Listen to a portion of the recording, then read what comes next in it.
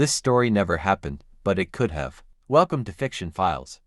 Nathan came back from the gym on what seemed like a normal day, unaware what lies ahead of him. The moment he stepped into the house, something seriously felt off. The room was shattered, like a struggling took place. Everywhere was messy. His heart began to race, and then he saw his sister, Rachel, lying still on the floor. The room froze in time.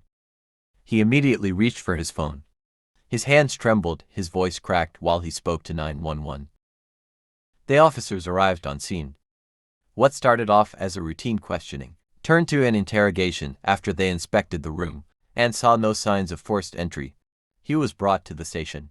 Theories was constructed even before speaking to him. Now under the interrogation room's harsh light, he sat across the detective in charge of the case. She looked more convinced than curious.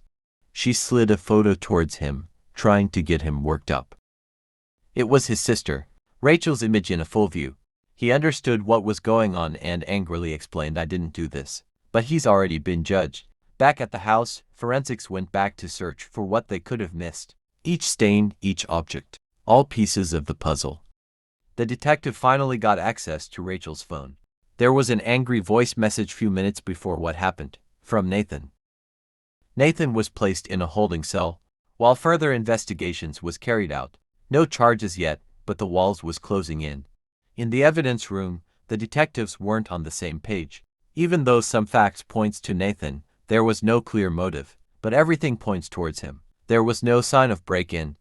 But still, they moved forward, took his fingerprints, and booked him, like it's been decided. The detective stayed back while others left. She rewound the CCTV footages around Nathan's neighborhood frame by frame, trying to find another clue. She got a hit. A man in hood walking past the house, long after Nathan left for the gym. The next morning, she showed the clip to a colleague. For a moment, suspicion cracked. This wasn't only about Nathan anymore. They headed out to the neighborhood to trace the man's steps. The black hoodie he wore was pulled out from behind a flower. It was hidden. She circled the environment slowly, trying to put together another version of the story. Next 2 days, Nathan's neighbor came forward after days of silence. She couldn't hold in what she saw any longer. Inside the interrogation room, she shared what she's seen that morning. A man leaving Rachel's house in a hurry before she heard the sirens. Her voice trembled, but her words were very clear. Someone had threatened her initially, but she was done being afraid. That morning it happened. She watched from her window. The man in the black hoodie walked away fast, head low, never looking back, but she recognized him because she's seen him come out from that house before. Turns out he knew she saw him and came to her door, calm, cold and dangerous. He didn't need to say much words. His warnings were clear. "Keep your mouth shut or I'll come back for you." They started putting the neighbor's story together. They checked Rachel's phone and saw photos and messages. She has been trying to end a secret relationship with him. Without wasting time, they stormed Kylie's home to find him and bring him in, but he wasn't there. Kylie met them at the door, very calm, almost too calm. She claimed she hasn't seen her husband in days. No panic. She just acted surprised. The detective searched the house carefully, went throughout every file she saw, but the house appeared spotless. But then inside the kitchen, she found a burner phone, a half-packed bag and a map hidden well inside the cabinets. Signs that someone is planning to disappear. Kylie maintained she knew nothing about it. The detective had nothing to charge her with yet, so she left, but she knew she'd be back in no time. When she got to her office, she laid everything out. The map and phone were the most important discovery. Everything she saw pointed towards the fact that Kyle helped her husband plan his escape. They came back to Kylie's house, this time with a warrant for her arrest.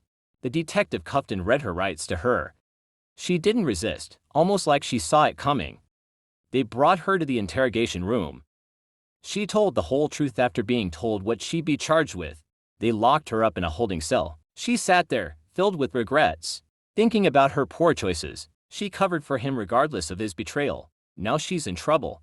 The detective gathered everyone in the conference room. The suspect's location has been found. But when they reached the cabin, everywhere was too quiet. They got there too late. Inside the cabin, it looked scattered and unkempt, like someone left in a hurry. She found a burner phone, a takeout bag, a half-burnt note. Someone definitely left minutes ago. The detective stood outside trying to piece things together. She looked very unhappy. She was defeated again. Back at the station, Kylie was processed and charged with obstruction, aiding and abetting. Nathan was released and brought to the interrogation room. The detective told him he's free to go, but she told him they had a breakthrough. She can't comment on the ongoing investigation. He stood outside the station in the morning light, a free man. But he's not sane after the ordeal. The detective watched him leave from the window, thinking deeply about how close she came to ruining an innocent man's life. Kylie had faced justice, but the man she helped escape was still out there, so the search continues. The next day, the detective went back to the evidence board, checking everything piece by piece, trying hard to get another angle from the case.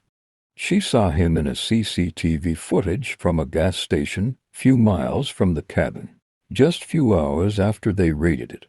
She quickly showed the footage to her superior. She was given the green light to after him. Before they got to the motel room, he stayed briefly. He has left. The room was still warm, which means he slipped again through their hands. The detective became increasingly frustrated at this point. She got his accomplice, but the man who shattered it all still walks free.